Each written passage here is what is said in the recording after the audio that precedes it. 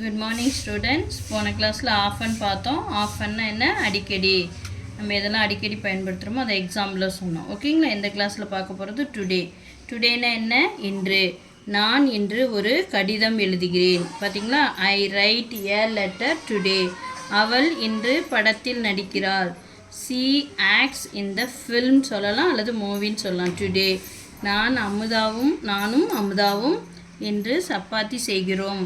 எப்பயுமே நானும் அமுதாவும்னா நான் ஃபஸ்ட்டு போடக்கூடாது. அமுதா அண்ட் ஐ 2 பேர் வர்றதுனால நீங்கள் ப்ரிப்பர்ஸ் போடக்கூடாது. ஏன்னா மோர் தென் 2 persons தே அப்படின்னு அர்த்தம். ஓகேங்களா?